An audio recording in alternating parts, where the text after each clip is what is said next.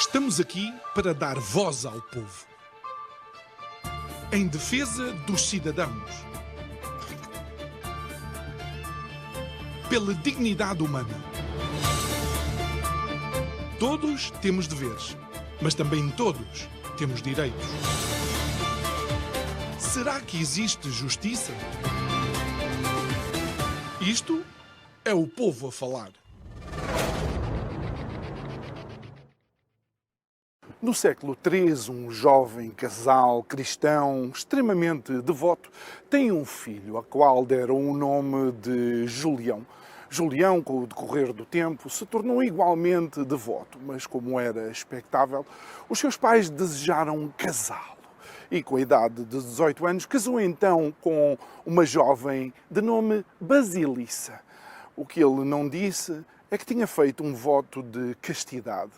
Após o matrimónio, e com toda a gentileza, aproximou-se da sua esposa e falou da sua devoção e do seu sentido de serviço aos outros, ao que ela anuiu, e nunca consumaram o matrimónio e a junção carnal. Obviamente, ao longo dos tempos, foram dedicando as suas vidas a ajudar os próximos.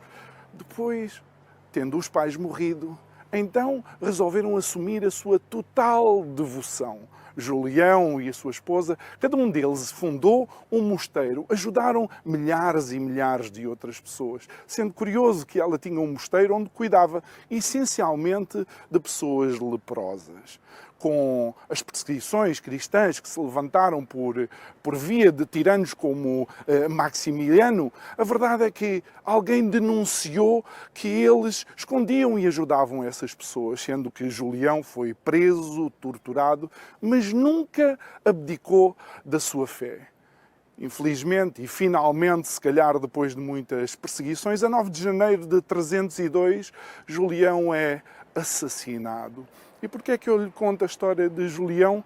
Porque Julião é o padroeiro da Figueira da Foz, onde a marcha é do vapor.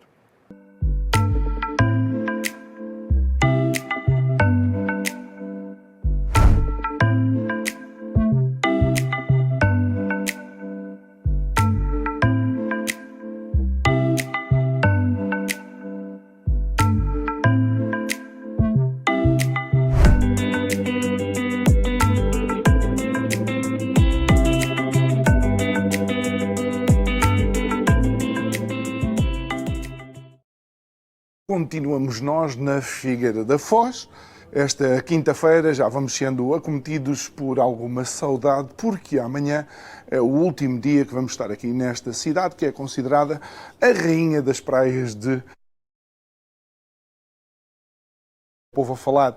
De vez em quando sai dos estúdios para descentralizar, conhecer alguns pontos importantes do nosso país. Já estivemos na nossa primeira edição no Porto, a segunda edição está aqui a ser na Figueira da Foz. Quero recordar também que este programa tem o apoio à produção por parte do Malibu Foz Hotel e também da Viváqua. O programa está em simultâneo Curiacos TV e na Rádio Vida 97.1. E uma das caras que temos hoje para conversar consigo é uma cara conhecida, mas diz o respeito que devemos, obviamente, começar pelas senhoras, que é uma estreia absoluta no Isto é o Povo a Falar, a professora Susana Almeida, que é a atual presidente da Associação Portuguesa de Direito do Consumo. Boa noite, muito obrigado por estar aqui connosco. E, finalmente, a cara, e permitam-me dizer também a voz que nós já conhecemos, alguns de nós, há algumas décadas, o professor Mário Frota, que, havendo deixado de ser o professor da Associação, é agora professor emérito da Associação Portuguesa de Direito do Consumo. Boa noite, Sr. Professor, obrigado por estar aqui connosco. Devo-lhe dizer que, sendo alguém que está connosco praticamente desde a primeira hora do Isto é o Povo a Falar, é com muito gosto que o recebemos aqui neste programa Fora de Portas. E agora, se me dá 2 minutos, vou conversar com a professora Susana. A professora está no seu primeiro mandato enquanto presidente da Associação. Quais são as atividades e qual é o foco para este primeiro ano de mandato? Ora, muito boa noite. Em primeiro lugar, queria agradecer o convite que foi dirigido à Associação Portuguesa de Direito do Consumo. É um prazer estar connosco. Permitam-me também elogiar este esforço de descentralização. De facto, é preciso ir também a outras regiões que não a capital, não é? A dar a conhecer o associativismo e, em particular, agradecemos esta oportunidade de dar a conhecer a atividade da Associação Portuguesa de Direito do Consumo. Efetivamente, eu tenho aqui uma árdua tarefa, porque tenho uma casa com uma grande tradição, com um grande reconhecimento a nível nacional e internacional, e tenho que tentar aqui seguir os passos deste brilhante, deste genial caminho que foi sendo trilhado pelo Sr. Professor Mário Frota. Não é de facto de todo fácil. Temos promovido alguns eventos, desde logo a comemoração do aniversário da Associação, em novembro do ano passado, o 32º aniversário. Promovemos uma conferência a respeito da nova lei das garantias, portanto, do novo regime jurídico dos contratos de compra e venda de consumo e das garantias dos bens de consumo. Desde então, desenvolvemos uma série de outras iniciativas desse teor, com o objetivo de promovermos a formação e a informação do consumidor, e eu aproveito este tempo de antena para falar de alguns projetos.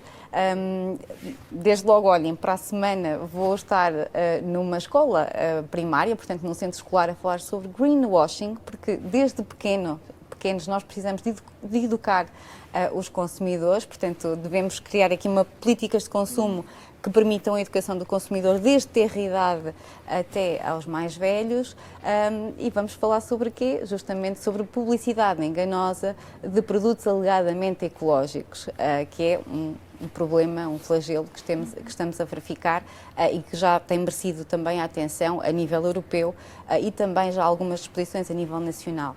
Mas é preciso alertar consciências, é preciso dar a conhecer este problema também aos mais novos, para estarem atentos e para não acreditarem em qualquer publicidade alegadamente enganosa a estes produtos. E é um desafio, e permita-me interromper, e é assim que são as nossas conversas, é um desafio até por causa de uma questão que muitas vezes não se coloca, e é estes famosos influencers da internet que dizem tudo e mais Certo. alguma coisa, defendem isto e o seu contrário, e os nossos jovens e crianças especialmente têm-nos como uma referência, não é? Sim, para já há regras que eles também têm de cumprir, porque tem de haver a indicação de que estão a fazer publicidade. Portanto, isso é uma exigência que muitas vezes não se verifica. E depois é um facto, acreditam em tudo, portanto as crianças têm dificuldade para já em identificar o que é publicidade, o que é real, o que não é real, e portanto se nós tivermos esse cuidado de dizer, atenção, para nós confirmarmos que um produto de facto é ecologicamente friendly, desculpem a expressão em inglês, mas tem que haver factos, tem que haver dados, tem que estar atentos, tem que questionar os pais, sobretudo, porque eles se calhar ainda não conseguem fazer essa interpretação.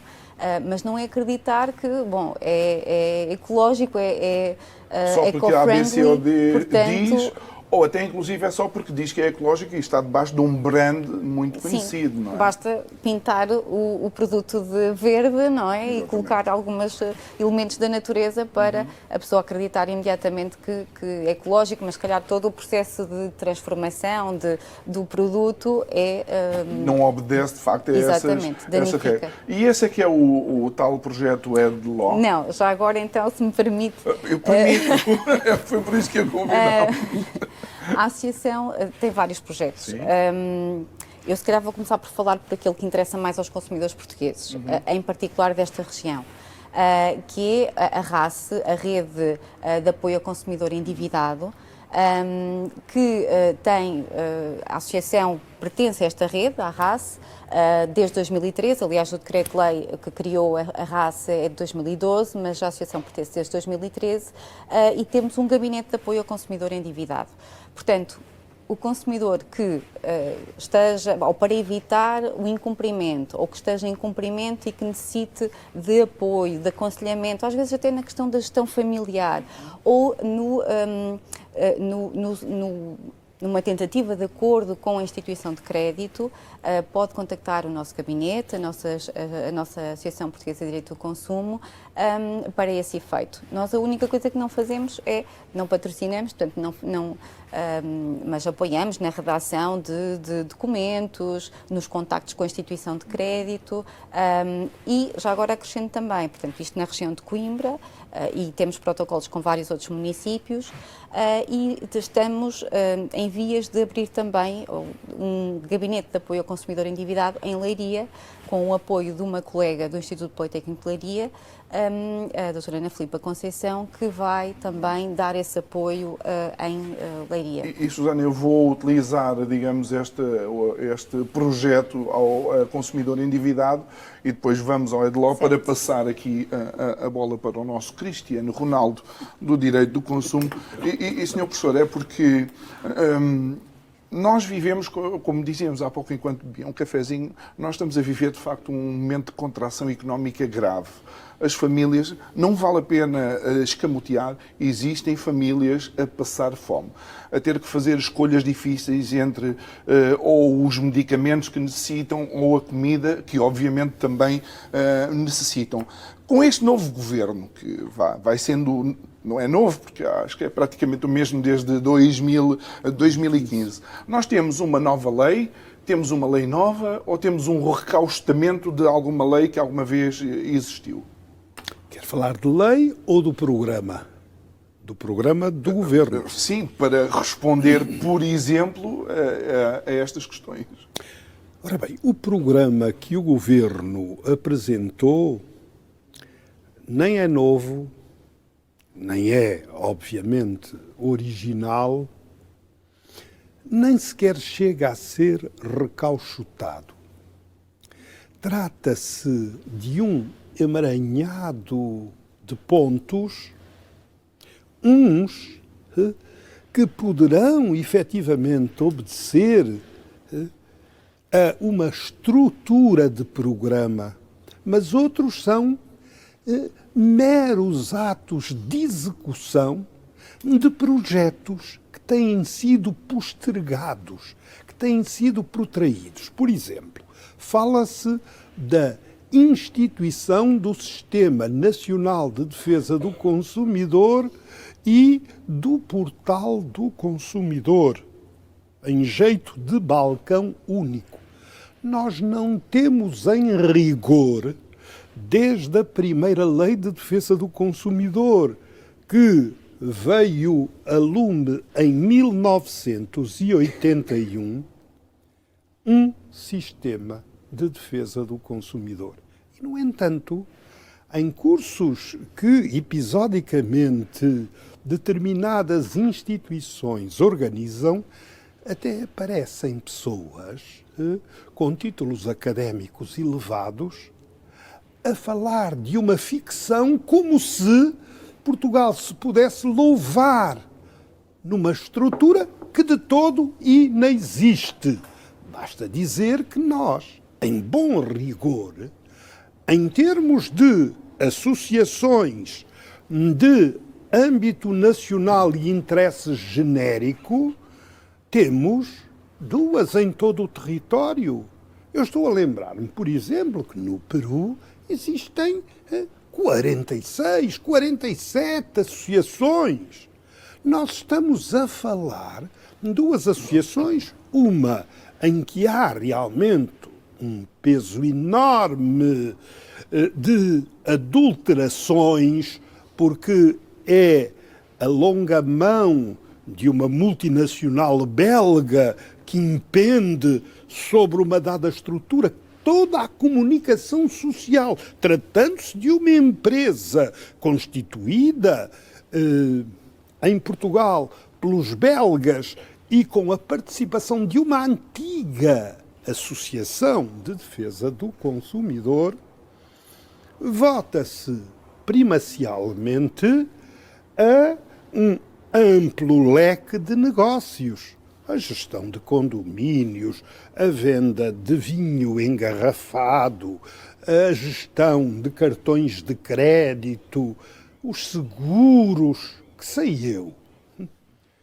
E conseguinte, nós nem sequer o Estado estimula, como é seu poder de ver, a criação de instituições deste geês. E temos a ACOP, que hoje está manifestamente enfraquecida, mercê das crises que a têm também afetado, que é a Associação de Consumidores de Portugal, sediada em Coimbra, mas que padece exatamente pela ousadia de ter instalado no mato, na província, a sua sede e não o ter feito em Lisboa, como cumpriria.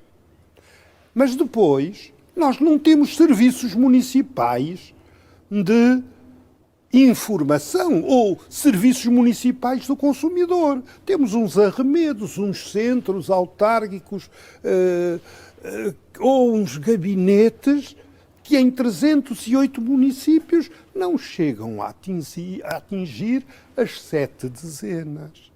E nem todos efetivamente operacionais. São a porta dos fundos de alguns municípios, porque os municípios como que abjuram a existência. Eu lembro-me, e não vou citar a origem, de uma presidente da Câmara dizer era o que me faltava, criar um serviço de defesa do consumidor no seio do município, porque de certo que a maior parte das reclamações dirigir-se-iam contra os serviços do município. Mas depois nós não temos conselhos municipais, e por causa. Não temos um Conselho Nacional do Consumo. É um verbo de encher. E, no entanto, sempre se disse que, em relação à audição dos consumidores, que é de lei, que é obrigatória, o Conselho foi ouvido quando se promulga qualquer diploma legal. E no outro dia diziam-me que houve uma episódica manifestação, estavam não representados os consumidores, mas tudo quanto era dirigentes de coisas estranhas, como os bancos, as seguradoras. Ou seja, E, portanto, estavam representados aqueles de quem se queixam os consumidores. Muito bem. Sim. Às vezes, professor, somos ouvidos, mas desconsideram aquilo que nós dizemos. Isso também acontece, não é? Na lei das garantias dos bens de consumo. Justamente. E já agora, se me permite também, e essas entidades praticam muitas vezes o que está proibido por lei, que são as práticas comerciais desleais, não é? Pronto. E por outro lado, de facto, a comunicação social acaba por lhe dar relevo a tal ponto que o próprio consumidor confunde esse tipo de instituições com a própria Direção-Geral do Consumidor. Pensam que é a entidade do Estado Exatamente. que Exatamente. É uma promove... instituição pública. Enfim. Exatamente. Mas só para dizer que, afinal, o programa do governo é um nada, retinto, redondo. Curiosamente, esta observação. Nem sequer se tem a percepção, a nível da presidência do Conselho de Ministros, de que isto é importante. Eu hoje mesmo, até porque vinha ao programa, num documento crítico com 20 páginas, mandei-o à Ministra da Presidência. Uma, de certo, quinta secretária que olhou para o título e viu que aquilo teria hipoteticamente que ver com o Ministério hoje da Economia e do Mar, mais do mar porque é de água de que falamos, pois mandou-me logo em resposta, isto foi enviado ao Ministro da Economia e do Mar, para onde eu já tinha enviado o documento. Susana, professora, então há pouco também existe um outro projeto, que é um projeto até, creio que a nível Sim. internacional. Obrigada também pela oportunidade de falar sobre o projeto EduLaw. Tem um nome longo e em inglês, The Pathway of European Smart Education in the Agri-Environmental Law Under COVID-19 Crisis. Portanto, o que é que isso significa? No fundo, o que se pretende é criar um conjunto de ferramentas didáticas para ajudar instituições de ensino superior e não só, associações também, a ensinar direito agroalimentar e, neste caso, o papel em particular da nossa associação é criar esses materiais didáticos na área da segurança alimentar, da rotulagem, da segurança alimentar, portanto, os princípios gerais, a legislação que existe. Vamos criar esses materiais didáticos para inserir numa aplicação, que é a Incredi, que vai ficar disponível não só para os estudantes das várias instituições parceiras, que aproveito para dizer que é de Poznań na Polónia, de Pisa em Itália, e de Nitra na Eslováquia e o Instituto Politécnico de Leiria, que depois tem também como parceiras várias associações civis, como é o caso da Associação Portuguesa de Direito do Consumo. Criamos esses materiais, vão estar disponíveis para estudantes e para profissionais da área, por exemplo, até engenheiros agroalimentares, entre outros, e vamos criar também um manual de direito comparado nesta matéria, do direito alimentar, do direito agroalimentar, e agroambiental também. Ambiental. Vai haver, entretanto... Estamos a organizar um evento internacional no dia 11 de outubro, em Leiria. Não sei se já reparou que nós perdemos aqui o controle da entrevista. O seu professor assumiu os comandos. Ele vai-me ajudando. Faça favor, faça de conta que estamos em casa. Vai-me ajudando. Vamos ter, de facto, em princípio, o Sr. Inspetor-Geral da ASAI, o Sr. Inspetor Pedro Portugal Gaspar, vamos ter o Dr. Manuel Maceno, que nos vai falar, portanto, o Dr. Pedro Portugal Gaspar vai falar sobre a rotulagem, justamente, o Dr. Manuel Maceno falará sobre a transição digital e a agricultura, o direito agroalimentar, e nós ficaremos com a parte, naturalmente, da segurança alimentar. Muito bem. E esse evento é para? Será no âmbito do projeto, terá lugar no dia 11 de outubro, para não só técnicos, não é, mas para todos os profissionais desta área. Muito bem, mas agora deixe-me perguntar, não só pelas atividades da associação, mas aquilo que eu lancei ali para o professor, e o professor depois agarrou-se de facto ao programa do governo, que é as pessoas entenderem que as empresas entendem as necessidades dos consumidores, mas depois têm muitas vezes políticas de comunicação verdadeiramente selvagens. E nós falávamos no reaparecimento em catadupa daquelas empresas de pequenos créditos ou microcréditos, ou lá o que é, numa fase em que as pessoas estão com uma forte contração económica nas famílias e, obviamente, não só, não é? Sim, de facto as empresas estão sempre a sentir o pulso da sociedade, não é? E vão apresentando sempre ofertas consoante as mutações que se vão verificando.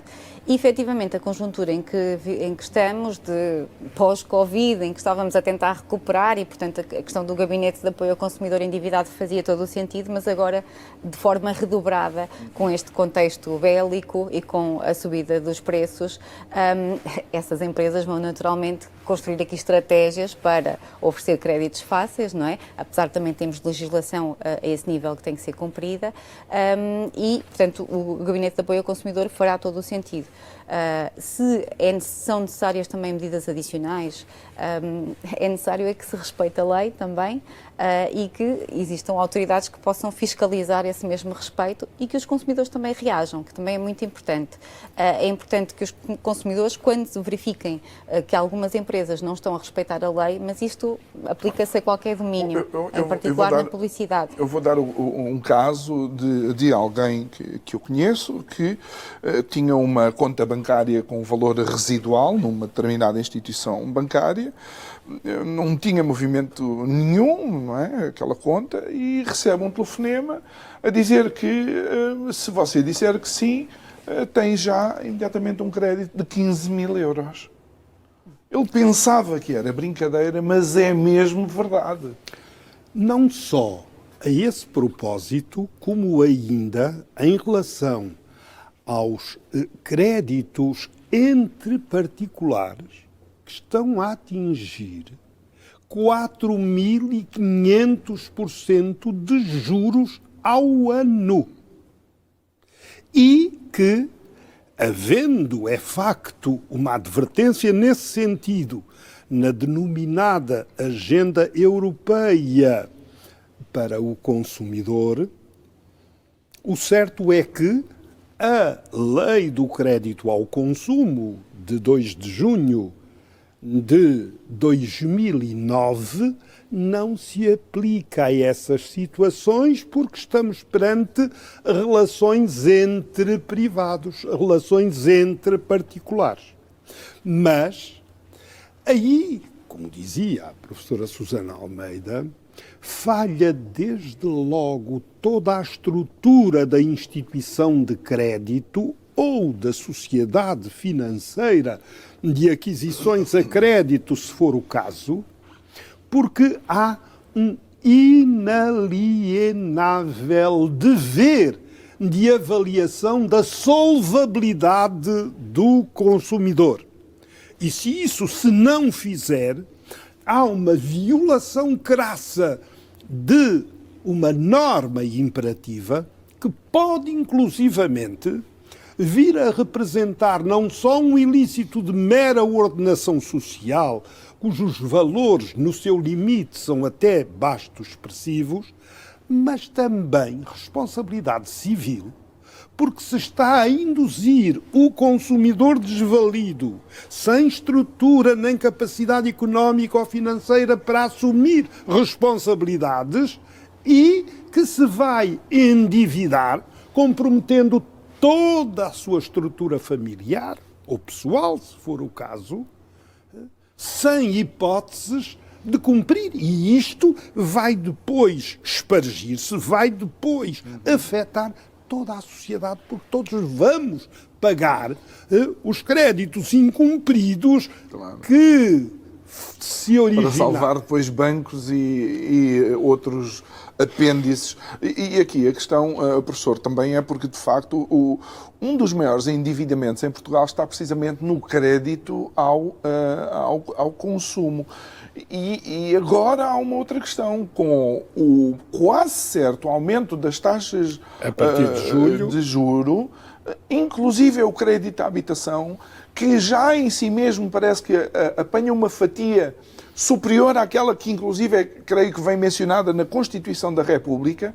Eu prevejo que existam famílias que, trabalhando pai e mãe, provavelmente não vai ser o suficiente. A previsão do mal parado aí é algo de inevitavelmente elevado.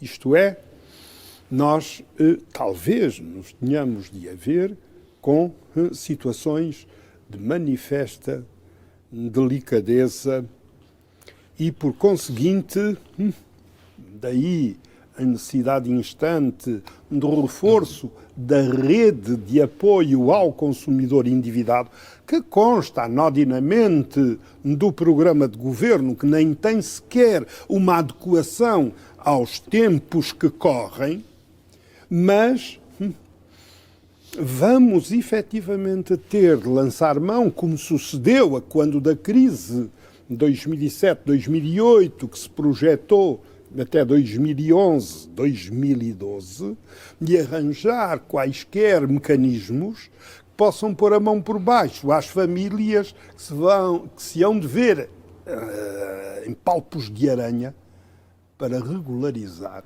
a sua situação perante as instituições de crédito. Desculpa interromper.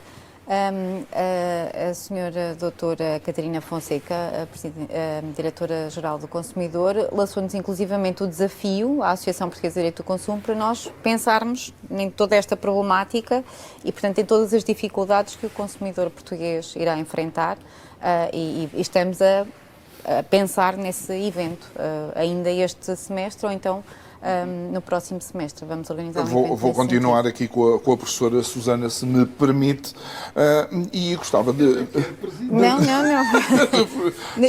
A verdade é que o professor Mário Frota continua a ser a alma e o coração da Associação Portuguesa de Direito do Consumo. Sim, mas eu devo, o senhor professor, quando fala, parece, e desculpa a expressão, um encantador de serpentes. Nós ficamos também assim a olhar para a flauta e a ouvi-lo falar, obviamente, com todo o gosto.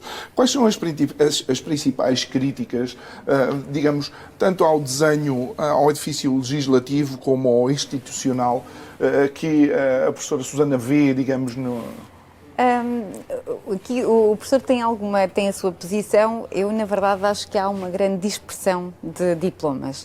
Sinceramente, julgo que é difícil para um técnico, para um especialista, encontrar o dispositivo aplicável, porque muitas das vezes até é a mesma matéria. Por exemplo, a proteção do consumidor em ambiente digital, portanto, em linha. Encontramos dispositivos que protegem o consumidor em ambiente digital em vários diplomas legais.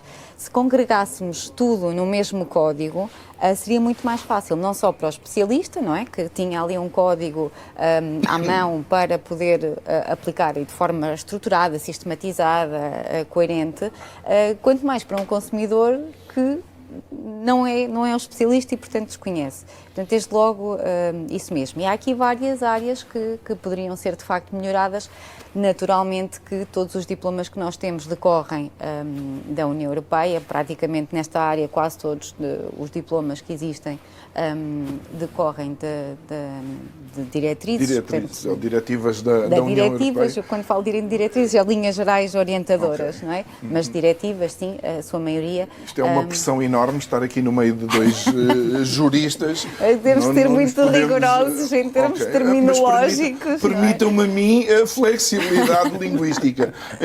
E ainda antes de abordarmos um tema que acaba por ser importante também para a cidade onde nós estamos, qual é o departamento ministerial que tutela, na realidade, a defesa do consumidor ou as políticas dos consumidores? Neste momento, o Ministério da Economia e do Mar, como disse o Sr. Professor, agora, de seguida, vamos ver, não é?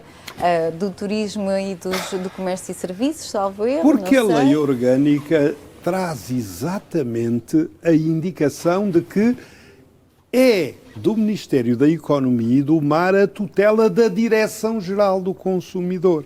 Agora, não sei se nos últimos dias já houve uma definição. Isto faz-me lembrar o governo de Passos Coelho, que também não fazia ideia nenhuma nem da necessidade de uma política estruturante neste particular, nem de quem deveria assumir a sua condução. Permitam-me a perplexidade. Ou seja, a economia funciona por causa dos consumidores. E os governos não sabem onde colocar os consumidores ou políticos. Não sabem ou não querem.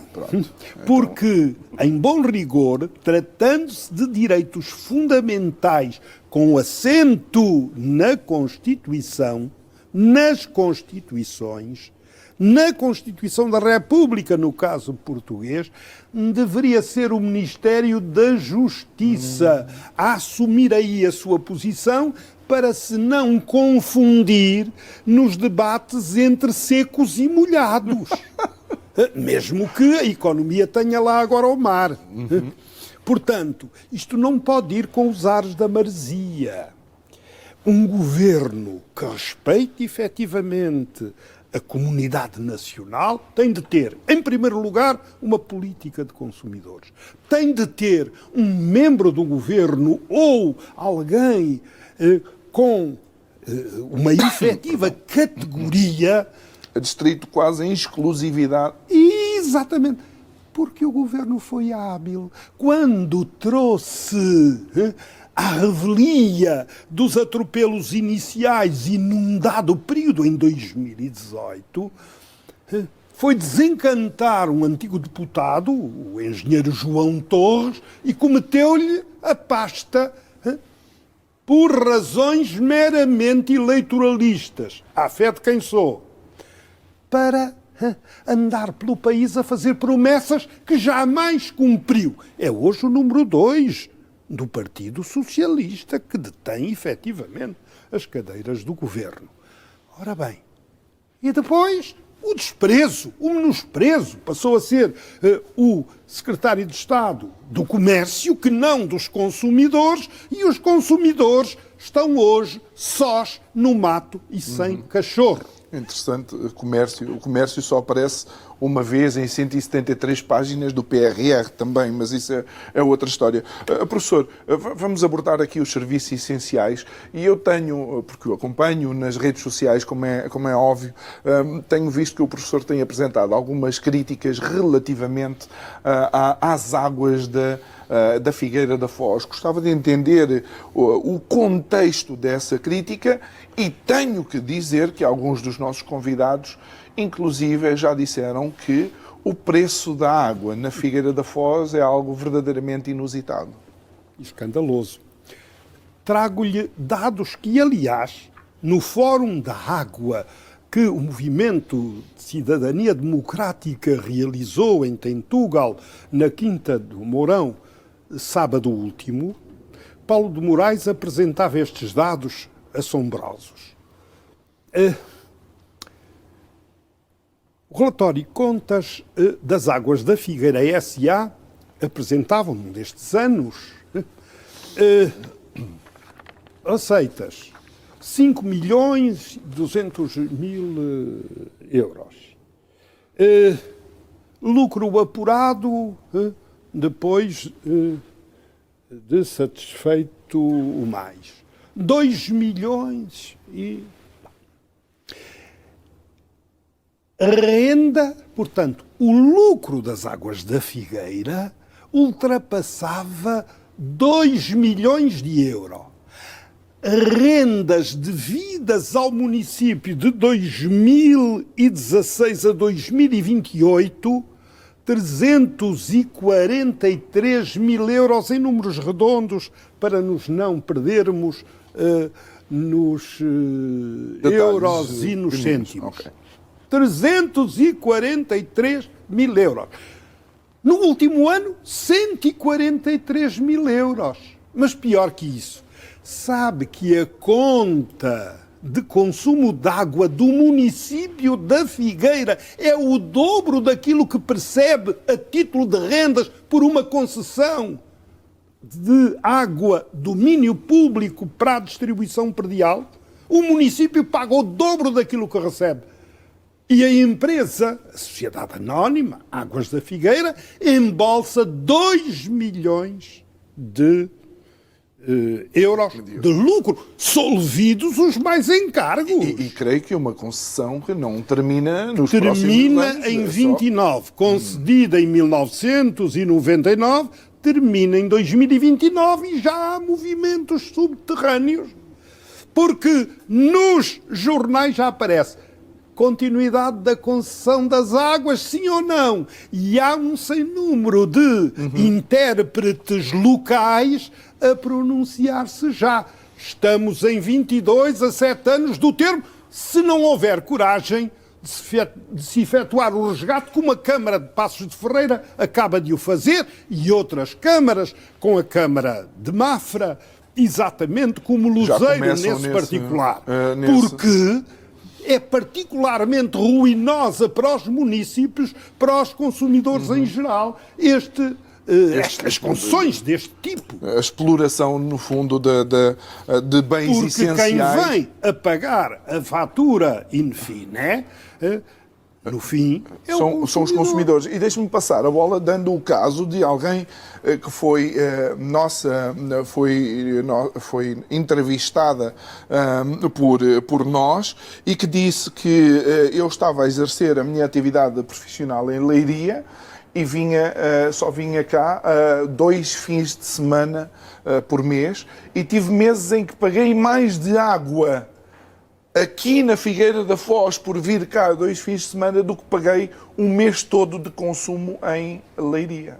Pois lá está, na sequência daquilo que o professor disse, não é? Portanto, isso...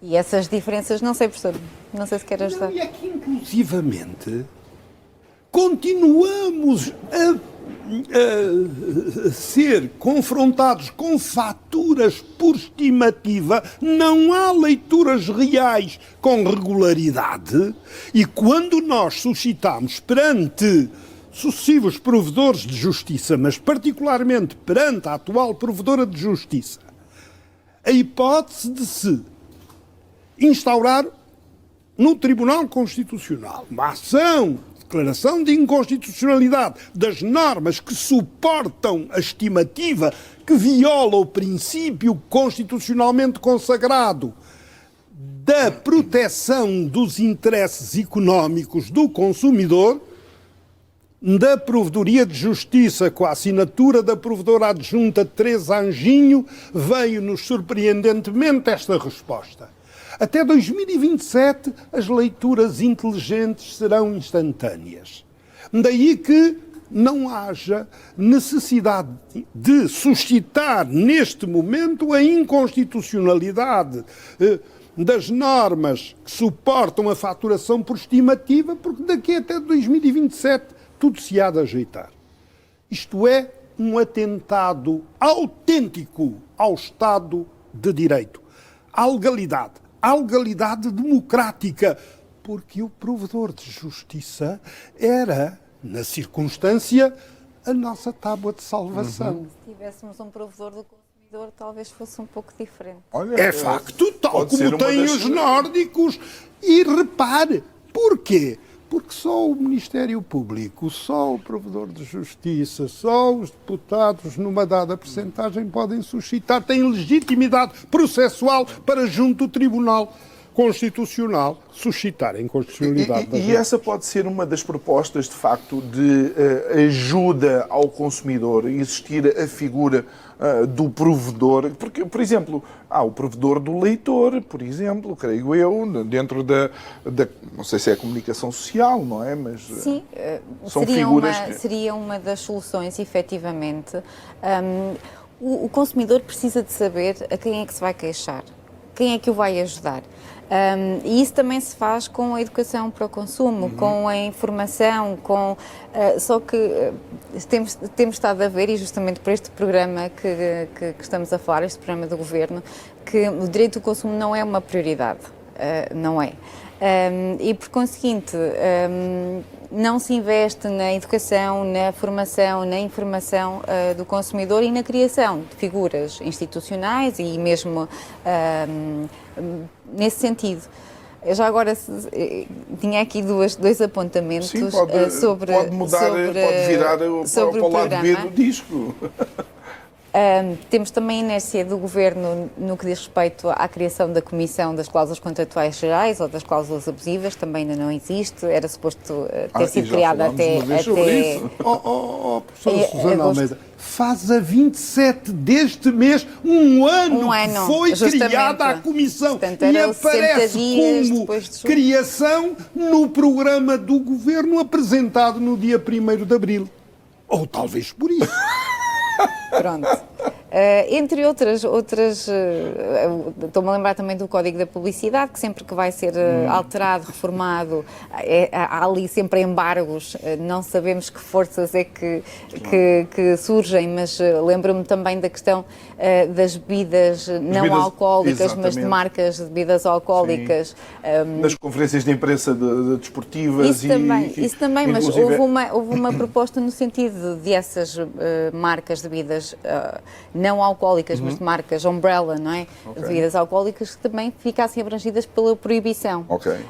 No entanto, isso milagrosamente, quando chegou à tutela, desapareceu. E hoje decisões do juridética da... Júri de quê? Desculpe. Juridética do Instituto de Autodisciplina da Publicidade a vedar essa hipótese, mas agora também há a Heineken, também Agora temos também a questão dos jogos, que também houve uma proposta, não é, para proibir a publicidade a jogos, portanto, aquelas marcas de jogos online, das 7 às 10h30, portanto, a mesma proibição, mas isto foi em 2020, até à data também nada... À vinda para a Figueira, tinha uma rádio sintonizada que estava a fazer publicidade ao vinho. Só a partir das 22h30 é que, hipoteticamente, poderia fazê-lo. Às 7 da noite estava a fazer publicidade e, para abrandar os efeitos do álcool, dizia: consuma com moderação. Há aqui uma série de forças, não é, que parecem obstar. Uma rádio nacional, denominada. Professor, lá está, mas o consumidor, vendo, para já não sabe, não é? Isso é o primeiro, em primeiro lugar, por isso não que sabe. programas assim também existem, é para que possamos trazer ao consumidor alguns Mas alertas. constatando essa violação, devia reagir, devia fazer queixa. A quem? A quem? Pô. Também não sabe a quem, não é? Porque no que diz respeito à publicidade, a entidade competente seria a Direção-Geral do Consumidor. Tratando-se de patrocínio, entidade reguladora da comunicação social, que no outro dia agiu em relação a uma televisão, porque um dos apresentadores andou a oferecer uma bebida branca a toda a gente às 5 da tarde. Mas temos que reagir. O consumidor português é inerte, também não reage. É? É. De alguma forma, eu quase que penso que culturalmente o português é um bocado, sim, bocado não tem assim. cultura contenciosa, não é? Não se queixa, não... e é lamentável. Ou se queixa, não para o faz colega do nos lado, fora, assim, não é? é aquele, o Certo. queixume da taberna, ou o queixume no almoço de família, ou o queixume sentado no banco do parque com o amigo. Professor Mário Frota e professora Susana, estamos a entrar já nos últimos 3 minutos, sensivelmente, do programa, porque é assim que as boas conversas acontecem, o tempo voa. O que é que seria, do seu ponto de vista, necessário fazer de uma forma imediata, uma vez que estamos numa situação verdadeiramente periclitante em relação à nossa economia, para que os consumidores estejam salvaguardados de serem selvaticamente agora devorados nesta fase? Eu entendo que se devia pensar, tal como o preconiza a professora Susana Almeida, na criação da figura de um provedor do consumidor, de um ombudsperson, como os países nórdicos têm, mas figura que consta já das nossas ordenações, os ouvidores. Nós julgávamos que isto era uma novidade trazida dos países escandinavos. Não. É algo que nos é caro, que se foi perdendo na bruma dos tempos e que era indispensável para que houvesse uma atuação pertinente. Depois, leis enxutas, leis condensadas, leis com clareza para que sejam entendidas pelos seus destinatários. E depois uma coisa que é importante. Se não quiserem introduzir a educação para o consumo, que é algo que se fará à la longue, que haja o aproveitamento de todos os canais de radiodifusão áudio, de radiodifusão audiovisual, pagos por todos nós, direta e indiretamente, para se levar informação ao consumidor. Porque somos todos consumidores vulneráveis. É verdade. E é preciso entender que, de facto, existem canais de televisão que são pagos com os impostos de todos nós. E como é que o consumidor se pode aproximar também e estar junto da associação? Então, em primeiro lugar, agradecer o facto de também estarem a contribuir para essa formação e informação do consumidor, portanto agradecemos o convite. Não esquecer que temos o Gabinete de Apoio ao Consumidor Endividado, podemos ajudar. Nós temos a nossa sede na Rua do Brasil, em Coimbra. Podem procurar-nos nas redes, no Facebook. Temos também a nossa newsletter, que é Net Consumo. Basta googlar, como se diz hoje. A Associação Portuguesa de Direito do Consumo encontrou os nossos contactos e poderemos apoiar nesta fase que se avizinha, que deve ser seguramente difícil e, portanto, podemos apoiar o consumidor neste particular. Muito bem. Professora Susana Almeida, professor Mário Frota, muito obrigado por mais uma profícua conversa em que nós, de facto, aprendemos um pouco mais dos alertas que temos que ter em relação ao consumo para não sermos enganados, na realidade. A mim resta-me agradecer a sua participação. Muito obrigado. Não se esqueça que também este programa só é possível por causa do Malibu Foz Hotel e da Viváqua. Boa noite, até amanhã. É.